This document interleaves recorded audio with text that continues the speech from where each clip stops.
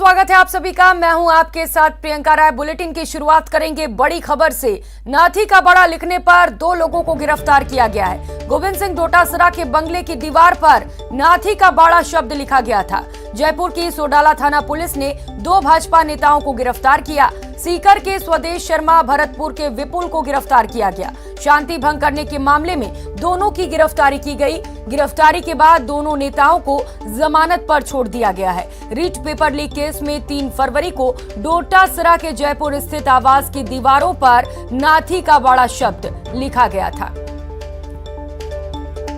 और सहयोगी विष्णु शर्मा हमारे साथ इस वक्त जुड़ चुके हैं। विष्णु, 2 नेताओं की गिरफ्तारी हुई, अब जमानत पर छोड़ दिया गया है, क्या कुछ जानकारी? देखिए, मामला 3 फरवरी का है। 3 फरवरी को जयपुर में जो गोविंद सिंह डोटासरा है, जो कि कांग्रेस के प्रदेश अध्यक्ष है और पूर्व शिक्षा मंत्री रह चुके हैं, बंगले पर कुछ लोग भाजपा कार्यकर्ता पहुंचते हैं जयपुर में सिविल लाइन स्थित बंगले पर, और वहां उन्होंने नाथी का बड़ा उनकी मकान की दीवारों पर लिख दिया, जिसके बाद वे लोग चले गए।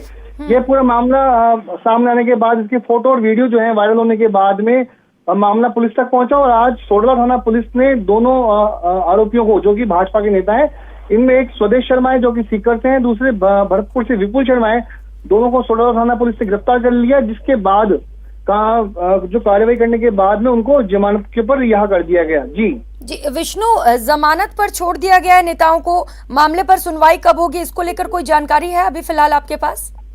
देखिए, मामले में सुनवाई के भी इसमें कोई वो नहीं है, क्योंकि पुलिस ने महज शांति भंग की धाराओं में दोनों भाजपा के नेताओं को गिरफ्तार किया था, इसीलिए कागजी कार्रवाई के बाद में उनकी जमानत ले ली गई। और साथ में जब उनको गिरफ्तार किया गया तो भाजपा के लीगल सेल के कुछ जो नेता थे वे भी साथ में थे। ऐसे में पुलिस ने उनको जमानत पर रिहा कर दिया। जी चलिए, बहुत शुक्रिया आपका विष्णु तमाम जानकारियों के लिए।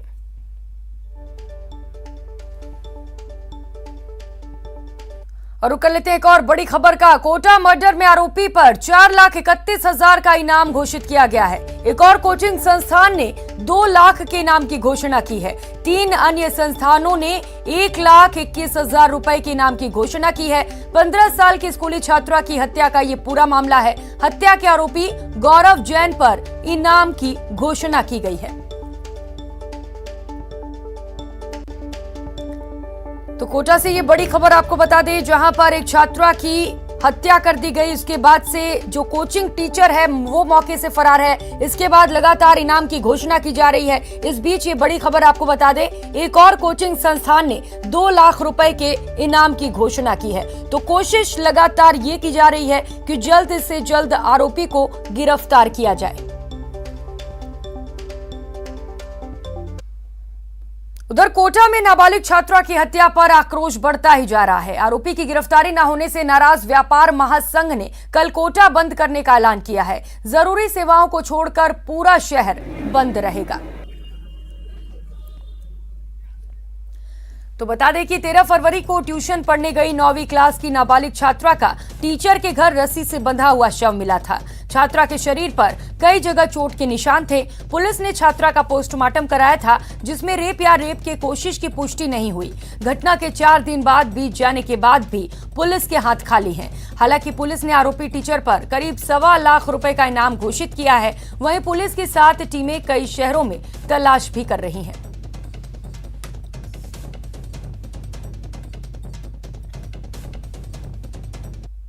उनकी गिरफ्तारी की मांग करते हैं। जब तक गिरफ्तारी नहीं होगी हमारे बाजार बंद रहेंगे।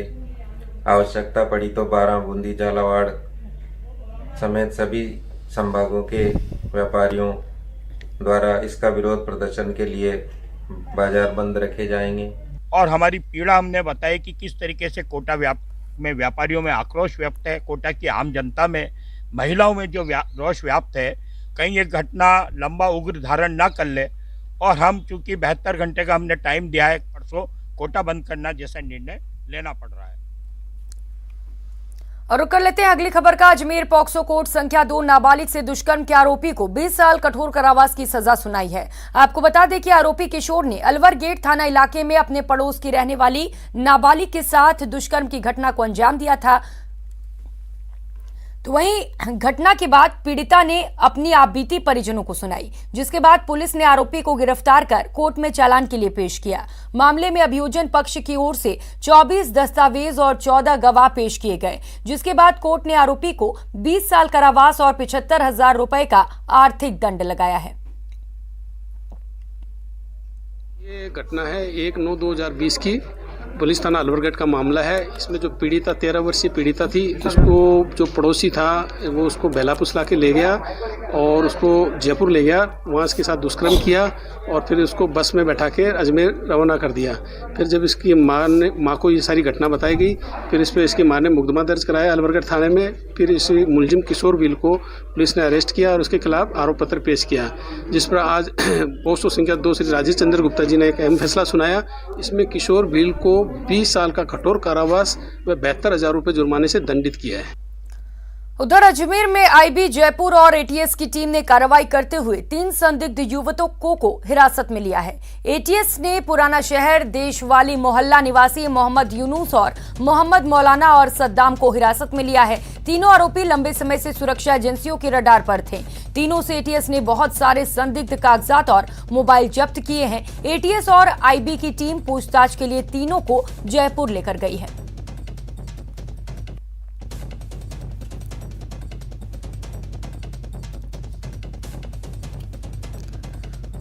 और अब बात कोटा की, जहां मामूली बात पर एक युवक को चाकू से मारकर घायल कर दिया गया। तस्वीरें आपको दिखा रहे हैं। सबसे पहले ये तस्वीरें देखिए। सड़क पर चहल पहल है। इस बीच कुछ बदमाश आते हैं और एक युवक को घेर लेते हैं, फिर युवक पर चाकू से हमला बोलते हैं। न पुलिस का खौफ है न ही कानून का। युवक पर टूट पड़ते हैं। तस्वीरें कोटा के नयापुरा सब्जी मंडी इलाके की है। इस घटना की तस्वीरें सीसीटीवी कैमरे में कैद हो गई हैं। फिलहाल घायल युवक को एमबीएस अस्पताल में भर्ती कराया गया है। पुलिस पूरे मामले की जांच में जुटी है। बटन लेने गया था और बटन लेके और घर आ रहा था तो बीएसएन स्कूल और शिव सरस्वती माता के बीच में ही जो कब्रिस्तान में रहते हैं 3-4 लड़के, जो पहले तो 2 आए, फिर 2 और आ गए, 4 आ गए। उन्होंने उसको घेर लिया और चाकू खोल के उसके चाकू हटा दिया। और अब बात श्री गंगानगर की, जहां बदमाशों के हौसले इतने बुलंद हैं, उसे बयां करती ये तस्वीर भी आपको दिखा रहे हैं। ये तस्वीर देखिए।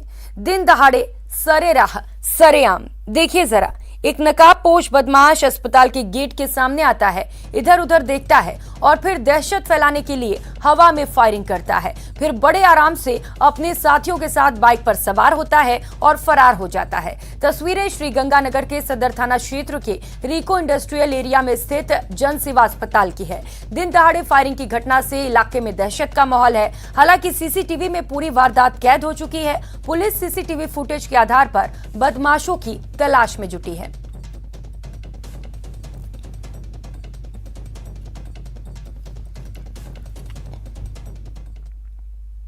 और अब बात जयपुर की, जहां सेशन कोर्ट के वकीलों ने कोर्ट के बाहर ट्रैफिक जाम कर दिया। दरअसल पिछले 2 दिनों में शहर के अलग अलग इलाकों में 3 वकीलों के साथ मारपीट की घटना हो चुकी है। इस घटना के विरोध में और आरोपियों के जल्द गिरफ्तारी की मांग को लेकर वकील सड़क पर बैठ गए और पुलिस प्रशासन के खिलाफ नारेबाजी करने लगे। इससे करीब 40 मिनट तक सेशन कोर्ट से लेकर कलेक्ट्रेट सर्किल तक लंबा जाम लग गया। दी बार एसोसिएशन जयपुर के वरिष्ठ उपाध्यक्ष प्रमोद अग्रवाल ने बताया कि पिछले 2 दिनों में आमेर थाना इलाके में वकील रामचंद्र, मुरलीपुरा थाना इलाके में वकील संजय गिल और सदर थाना इलाके में वकील मनमोहन शर्मा के साथ मारपीट की घटनाएं हुई हैं। इस घटना के बाद 2 वकील अस्पताल में भर्ती भी हैं, लेकिन अभी तक आरोपियों की गिरफ्तारी नहीं हुई है। हालांकि पुलिस प्रशासन के 24 घंटे में आरोपियों की गिरफ्तारी के आश्वासन के बाद वकीलों ने जाम हटा लिया। हालांकि वकीलों ने सरकार से एडवोकेट प्रोटेक्शन एक्ट लागू करने की मांग की है।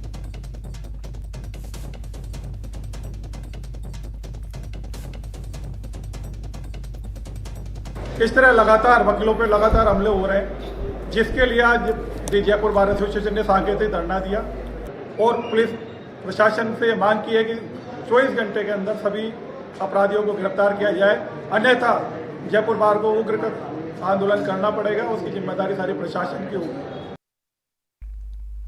अब बात भरतपुर की करेंगे। भरतपुर की सेवर थाना पुलिस ने बड़ी कार्रवाई को अंजाम देते हुए लल्लू उर्फ AK-47 गैंग के 3 बदमाशों को गिरफ्तार किया है। पुलिस ने बदमाशों के पास से एक अवैध देसी कट्टा और 3 जिंदा कारतूस सहित एक बुलेट बाइक भी बरामद की। पिछले दिनों वैर थाना क्षेत्र में क्रेशर प्लांट पर ट्रैक्टर चालक को बंधक बनाकर ट्रैक्टर ट्रॉली की लूट को अंजाम दिया गया था। बदमाशों ने पूछताछ में कबूल किया है कि उन्होंने ही इस लूट को अंजाम दिया था। तीनों बदमाशों पर कई थानों में पहले से मामले दर्ज हैं। फिलहाल तीनों आरोपियों से पूछताछ जारी है। द्वारा कि धर्मपुरा और बगदारी रोड पर एक इनफील्ड मोटरसाइकिल है जिसके पीछे AK-47 लिखा हुआ है, जिसमें 3 लोग हैं जो बदमाश किस्म के हैं। उनके पास हथियार देखा गया है, वो किसी वारदात को अंजाम देने की फिराक में घूम रहे हैं। इस सूचना पर हमारे ASI साहब और टीम के मुख्य कांस्टेबल पुष्पेंद्र, जिनके पास ये इन्फॉर्मेशन आई थी, वो महेंद्र ये जाकर वहाँ पर उस मोटरसाइकिल सहित उन तीनों बदमाशों को पकड़ लिया। उधर झुंझुनू में 8 फरवरी को रेहड़ी पर सर्दी के मौसम में एक नवजात बच्ची मिली। बच्ची की खबर मिलते ही उसे BDK अस्पताल में भर्ती कराया गया। इस बच्ची को अपनी सगी मां का दूध तो नहीं मिला, लेकिन BDK अस्पताल में मासूम बच्ची को दूध पिलाने के लिए कई मां सामने आ गईं। वहीं आज नगर परिषद झुंझुनू की महिला पार्षद हिना कौशर अस्पताल पहुंची और बच्ची को अपना दूध पिलाने की इच्छा जाहिर की, साथ ही उसे गोद लेने की भी बात कही। फिलहाल नवजात बच्ची का अस्पताल में इलाज जारी है।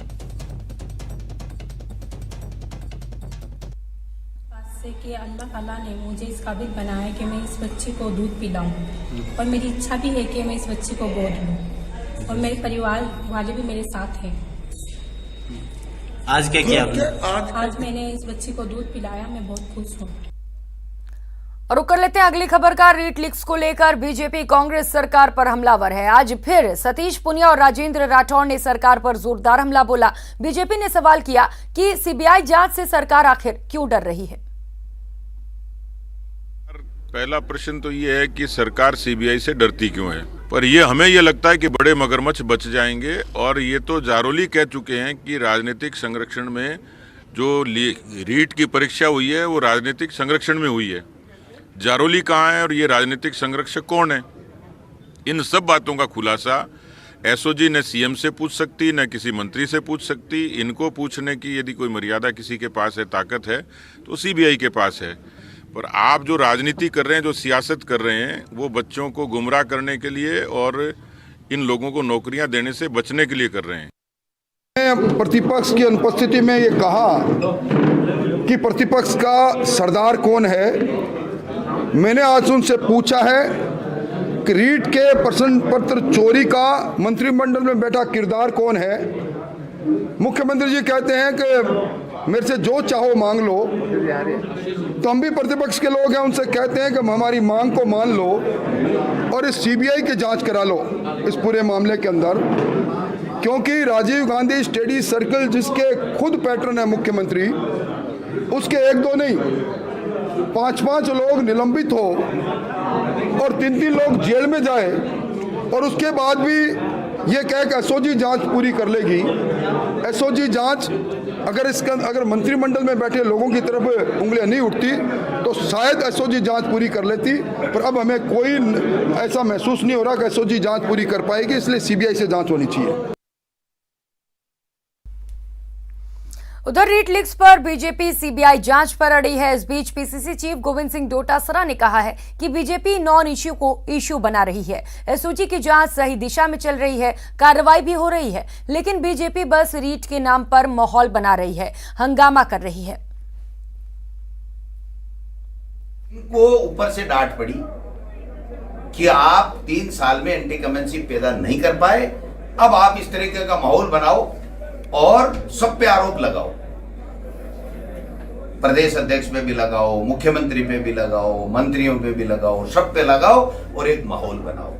आप बताइए कि जब गुलाब चंद कटारिया ये कह रहा है कि SOG 100% सही जांच कर रही है, किरोड़ी लाल मीणा भी ये कह रहा है SOG सही जांच कर रही है, रोजाना जाके मिल रहा है, जो भी उसको देना दे रहा है, फिर उसके बाद में परीक्षा भी हमने निरस्त कर दी, दोबारा 30,000 भर्तियां भी और निकाल दी।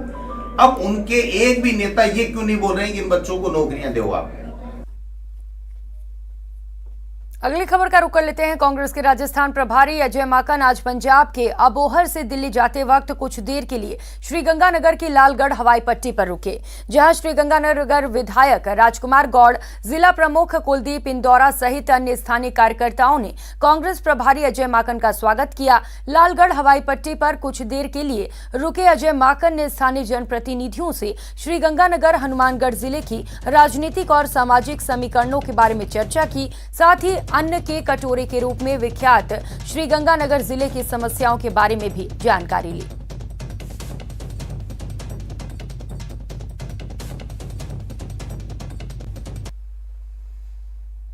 वक्त तो चला एक छोटी सी ब्रेक का, लौटेंगे फौरन।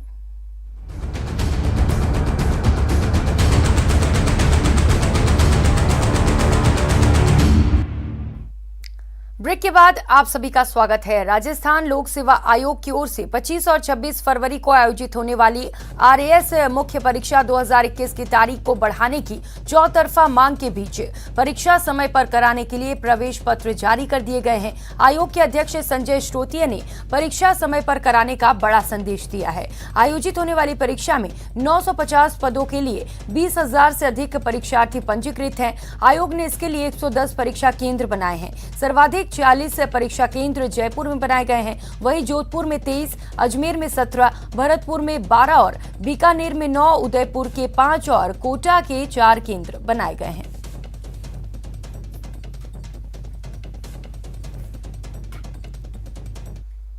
अगली खबर का रुख कर लेते हैं। मानसून की बेरुखी की वजह से थार इलाके में अकाल की तस्वीर दिख रही है। हाल ये है कि बारिश नहीं होने से बाड़मेर के 2,956 में से 2,759 गांव अभावग्रस्त हैं। इन गांवों में चारे पानी की संकट पशुपालकों और आम आदमी की कमर तोड़ रहे हैं।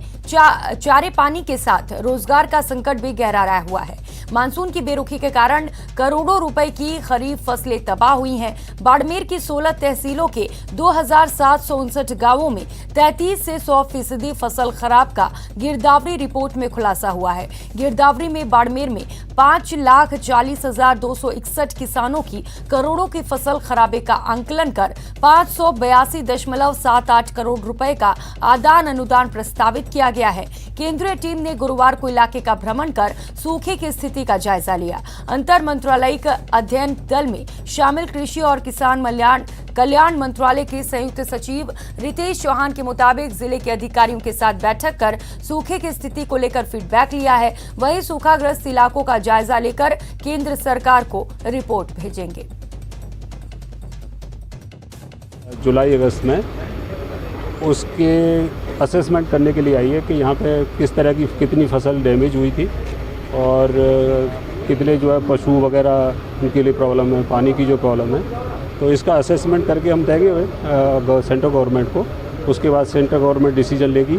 और देखिए जो खराबा था इस बार क्योंकि बारिश काफ़ी लेट हुई जिसकी वजह से फसल खराबा हुआ और जैसे ही हमारे पास ये 70 की रिपोर्ट्स आई कि इतने लोगों का गिरदावरी के बाद कितने प्रभावित काश्तकार हो सकते हैं, जो लगभग 5 लाख काश्तकार हैं, तो हमने उसी समय मैंने डायरेक्शन दिए जो किसानों को आदान अनुदान राशि मिलती है। कोरोना कवच की पहल जिलेवार रफ्तार पकड़ती जा रही है। आदिवासी बहुल बांसवाड़ा में भले ही वैक्सीनेशन की रफ्तार धीमी रही, लेकिन प्रशासन की पहल के बाद अब बांसवाड़ा में टीकाकरण की गति बाकी जिलों की तर्ज पर तेज हो चुकी है और बांसवाड़ा पूर्ण वैक्सीनेशन के लक्ष्य के करीब पहुंच चुका है। 18+ में पूरा डिस्ट्रिक्ट का पूछें तो ये हमारा 90% हो चुका है जिले में और सेकेंड डोज 83% हो चुका है। तो ये लेटेस्ट अपडेट है। कोरोना कवच को लेकर आदिवासी बहुल बांसवाड़ा में भले ही पहले थोड़ी हिचकिचाहट थी, लेकिन जिला प्रशासन की कोशिशों के बाद अब बाकी जिलों की तरह बांसवाड़ा में भी वैक्सीनेशन रफ्तार पकड़ चुका है। 18 से ज्यादा उम्र वालों के लिए शहरी इलाकों में 105% वैक्सीनेशन हो चुका है। तो 18+ में हम 105% अचीव कर चुके हैं अर्बन में, सिटी में, और इसी तरह 45+ में हम 137% अचीव कर चुके हैं और इसी तरह 60+ में हम 117% अचीव कर चुके हैं फर्स्ट डोज में और सेकेंड डोज इसी तरह से क्रमानुसार हम 18+ में 78% और 45+ में 95% और 60 प्लस में 97% अचीव कर चुके हैं। वहीं बूस्टर डोज के मामले में भी बांसवाड़ा जिला बाकी जिलों से पीछे नहीं है। यहाँ हेल्थ वर्कर को बूस्टर डोज लग चुका है। 70% क्रॉस कर चुका है। हमारे जितने भी हेल्थ केयर वर्कर्स थे उनको तो मैक्सिमम लग चुका है, फ्रंटलाइन वर्कर्स और उनको, लेकिन चूंकि 9 मंथ्स वाले जो एलिजिबल हैं वो हमारा 70% अचीव हो चुका है और जो 9 मंथ्स अब कवर करेंगे वो मतलब चल रहा है, लाइक कंटिन्यूअस ऑनगोइंग प्रोसेस है। चिकित्सा विभाग की urban DPM doctor Vinita Trivedi के मुताबिक लक्ष्य पाना इतना आसान भी नहीं था, लेकिन इसके लिए विभाग ने लोगों को जागरूक किया तो जगह जगह कैंप लगाए जिसमें वैक्सीनेशन किया गया। यहाँ तक कि हाल में शुरू हुए 15 से 18 साल तक के बच्चों की वैक्सीनेशन में भी 70% लक्ष्य हासिल कर लिया गया है और सेकेंड डोज भी 24% बच्चों का लग चुका है। और अगर आप अर्बन की बात अगर पूछते हैं मुझसे तो अर्बन में ये 15 to 17 एज ग्रुप का परसेंटेज 75% है और सेकेंड डोज हमने 40% कर लिया है आज तक। तो पूरे जिले का 70 है और सेकेंड डोज 24% है। बांसवाड़ा में घर घर जाकर वैक्सीन लगाने की नीति काफी कारगर साबित हुई। यहाँ तक कि कई एनजीओ का भी सहयोग लिया गया तो प्रशासन की ओर से मॉनिटरिंग भी की गई और इस सब का नतीजा है कि बांसवाड़ा लक्ष्य के करीब पहुँच रहा है। आकाश सेठिया, न्यूज़ 18 नेटवर्क, बांसवाड़ा। भरतपुर को अपने शहीद जवान देवेंद्र गुर्जर के पार्थिव देह का इंतजार है। जम्मू कश्मीर के बांदीपुरा की बलवान पोस्ट पर देवेंद्र भारतीय सेना में ड्यूटी पर तैनात थे। 15,000 फीट की ऊंचाई पर ऑक्सीजन की कमी से जवान की मौत हो गई थी। उस समय मौसम खराब होने के कारण पार्थिव देह को अभी भरतपुर नहीं ला जा सकता। ऐसे में परिजनों के साथ साथ पूरे जिले में अपने शहीद बेटे के पार्थिव देह का इंतजार है।